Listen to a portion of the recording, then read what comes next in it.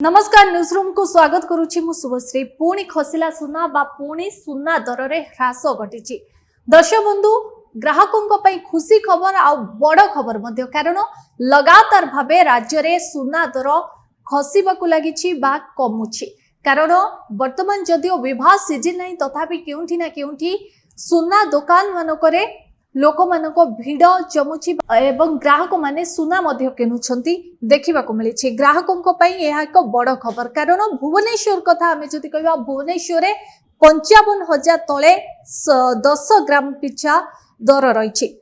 तेबे ग्राहकों पई बड़ खबर कारण लगातार भाबे खसुछि सुना। केंद्र बजेट रे सुना एवं रूपा उपरे कस्टम ड्यूटी ह्रास हेबा परे सुना दर खसितला जहा ग्राहकों को खुशी करैछि।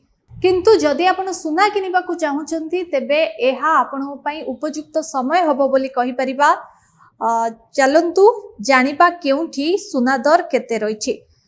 आज भारतीय बाजार रे 22 कैरेट सुना 10 ग्राम पिछा 64,000 टंका होइतिबा बेले 24 कैरेट दाम 69,820 टंका रहिछि। तेबे आमे एठारे आपनको सूचना देबाकू चाहिबु जे 22 कैरेट रे 800 एवं 24 कैरेट रे 870 टंका जदिओ वृद्धि पाई भारतीय बाजार रे। तेबे देशर राजधानी दिल्ली रे 22 कैरेट सुनार 10 ग्राम मूल्य 64,150 टंका थिबा बेले 24 कैरेट रो दाम रहिछि 69,970 टंका। सेपरी 22 एवं 24 कैरेट रे 800 रु एवं 870 टंका पर्यंत दर रहिछि। अन्यपटे मायानगरी मुंबई रे 22 कैरेट सुनार 10 ग्राम मूल्य 64,000 टंका थिबा बेले 24 कैरेट रो दाम 69,820 टंका रहिछि।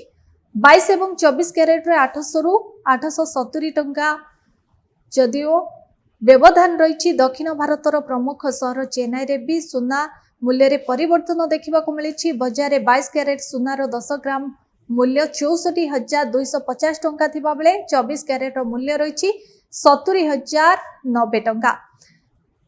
सेपरी ओडिशार राजधानी भुवनेश्वर कथा आमे जदि कहबा 22 कैरेट सुना 10 ग्राम मूल्य एठारे 64,000 टंका रहिथिबा बेले 24 कैरेट रो मूल्य रहिछि 69,820 टंका एवं 18 कैरेट रो 10 ग्राम मूल्य 52,370 टंका रहिथिबा बेले 22 कैरेट रे डिफरेंट रहिछि 800 एवं 24 कैरेट रे 870 आ 18 कैरेट रे 660 टंका दर व्यवधान रही।